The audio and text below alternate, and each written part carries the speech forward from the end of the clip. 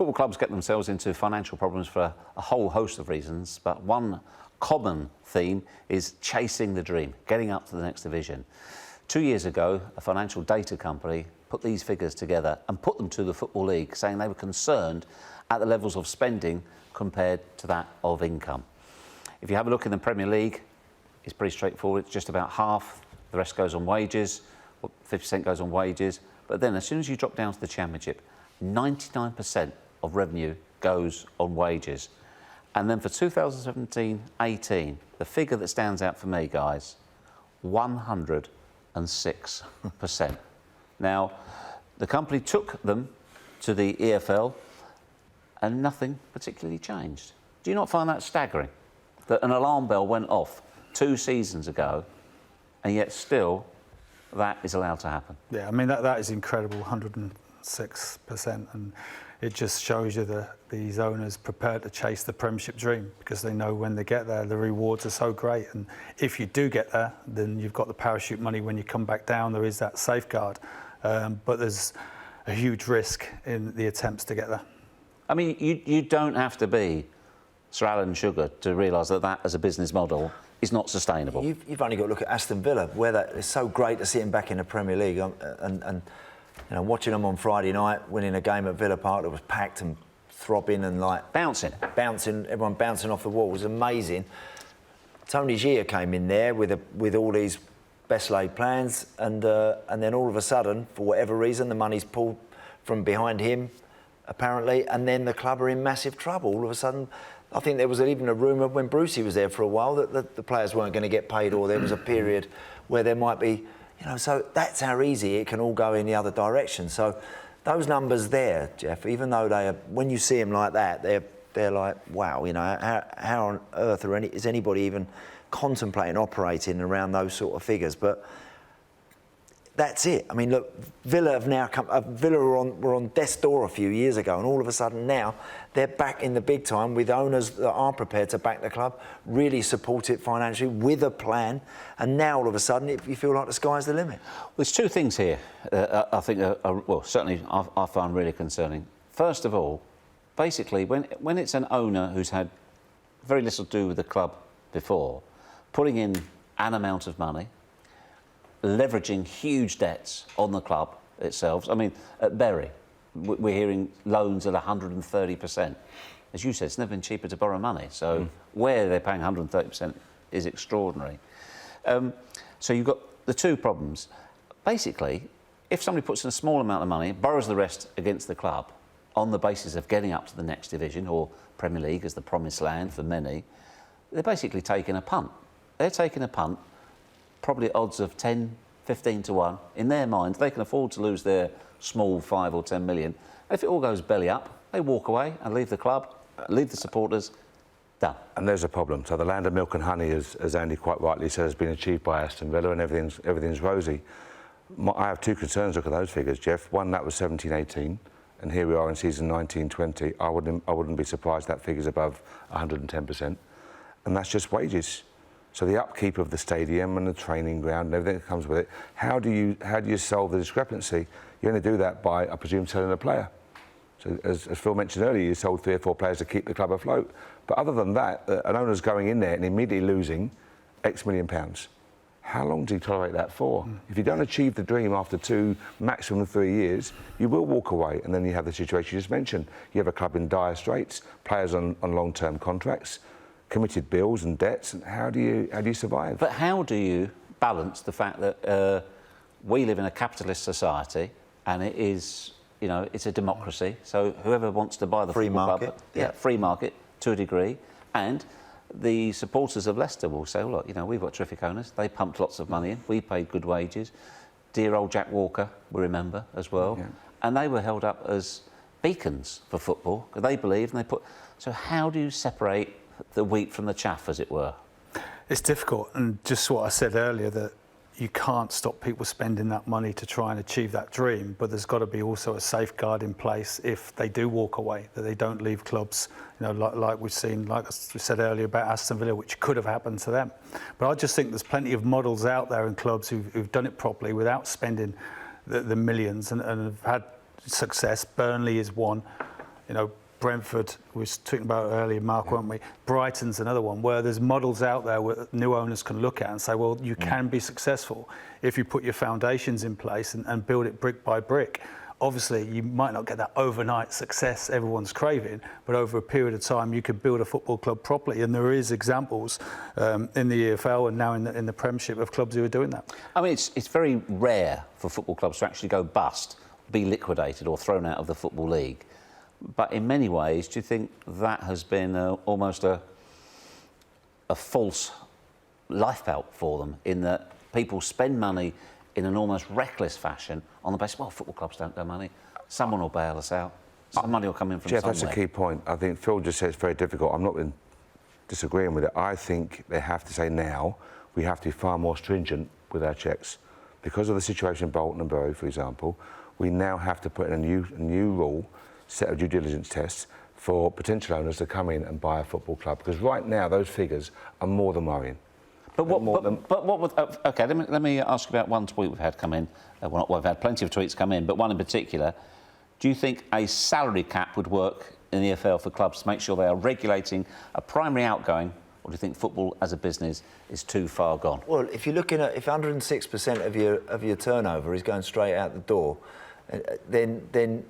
then how else are you going to control it if you don't put a salary cap on it? I'm not sure you can even bring in a salary cap legally. Yeah, Freudian slip there. I've never been for anything like that, because I think it's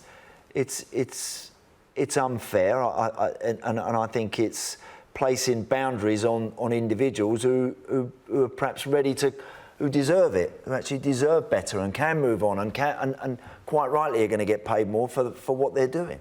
But you know, those numbers, as Mark says, if those numbers are across the board and they're going up as they have done over the last 3 years, then that can't carry on. That can't carry on. There has to be something put in place that's going to have to pull the reins back a little bit. So what would it look like, Mark, in an ideal world for you? The new regulations that they would bring in? Well, firstly, at the point there, I agree with Andy. I think you're going to have forward-thinking owners come in who have good long-term plans for the club, linking with educational centres or hotels or commercial schemes. So I don't agree with the salary cap, but I think for me right now, this is the warning signs now are too clear, they're too loud.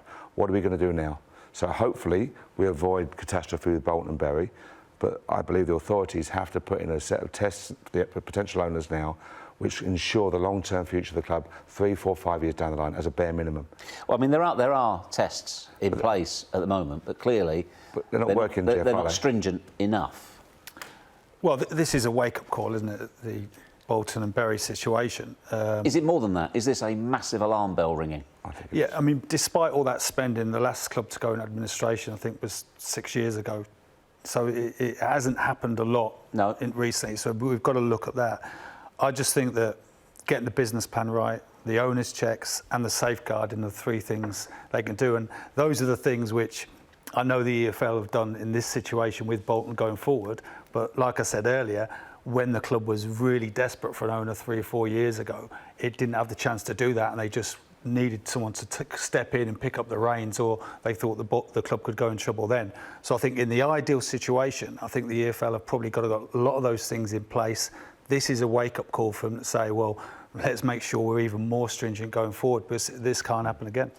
Would one of the very basics you would want, the three of you, in there, that a new owner deposits enough money in the account to run the club and pay the wages for a minimum 1 season? Would that be enough?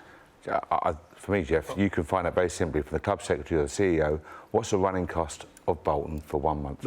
Times by 12. Well, Phil will probably tell you. No, but from what I've been told, and I've no reason not to believe this, that the EFL have asked for money for the next 2 years from Football Ventures to show that they can put the business plan they've set out into place.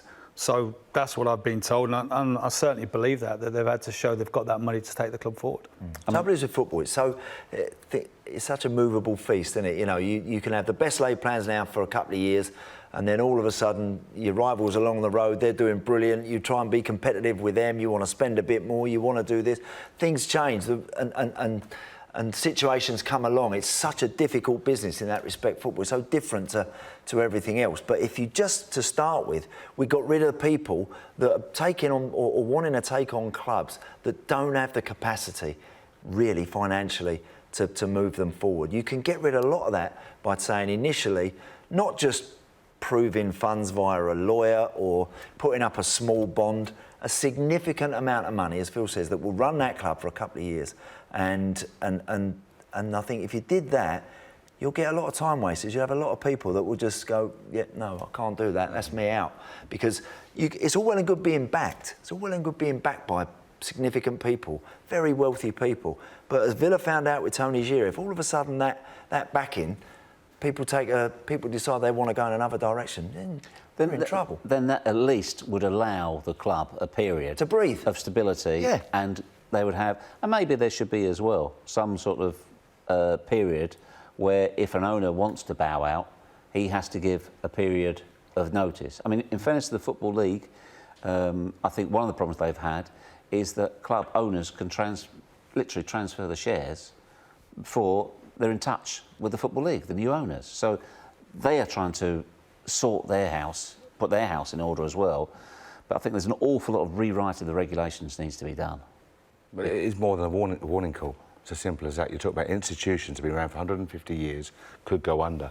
And if we're not alarmed by that, Jeff, then there's something seriously wrong. The figures are worrying, the signs are there. What do we do now? We just can't hope this is resolved and move forward and fingers crossed it won't happen again, because you know it will do. The figures tell you it's weeks or months away again. But I do think the rules have to be different for teams in League Two and League One and the Championship. You know, the outgoings, the money being generated by those clubs is so different. I don't think you can throw all the rules around.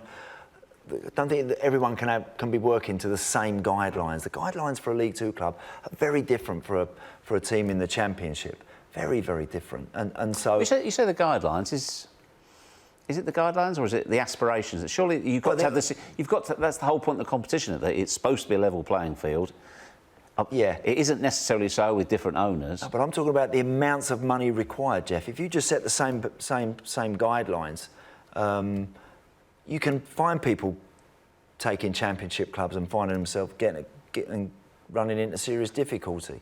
I think that for a Championship club, when you start looking at income and turnover, and you start looking at the amount of money these clubs need to survive, then it has to be a certain type of individual or individuals that can own a club like that.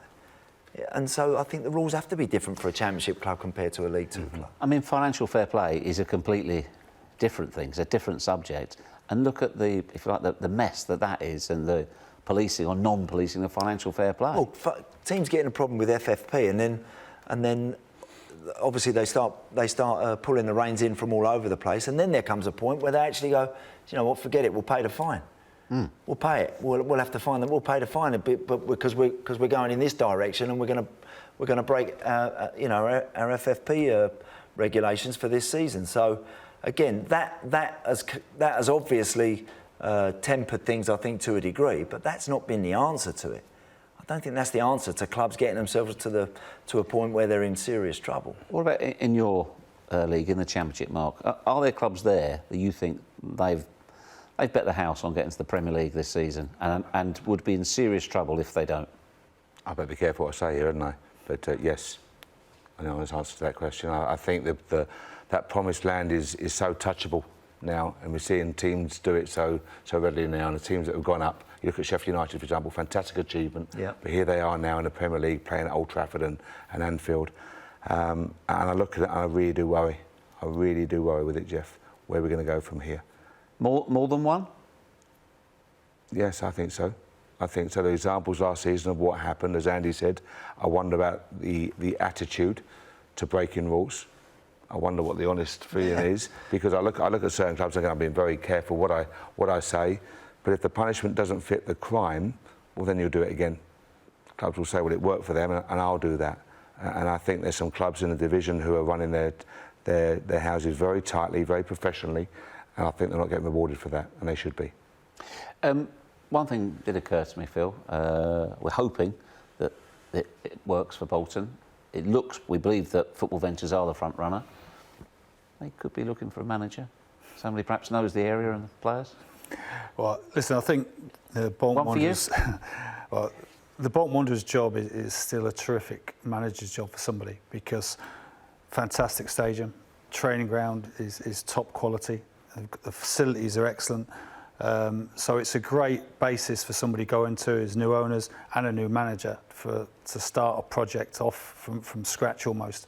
And somebody is going to have a big challenge on their hands, because obviously the points deduction and got to build the squad quickly. But it's an opportunity for someone to build this great club back again. I mean, I heard one fan say today, if you said to me now, my team, Bolton Wanderers, will be playing League Two next season, I'll snatch your hand off. Yeah, I mean, senior players-wise, there's 2 goalkeepers, Jason Lowe, Luke Murphy, and that's it. There's other players in the building on trial. By the end of this week, you can't get loan players anymore, so you're only then looking for the out-of-contract players. There is out-of-contract players who want to come to the club still. My feeling on it was that if you could get to January and you were 6 points off the relegation line, then you've got a decent chance.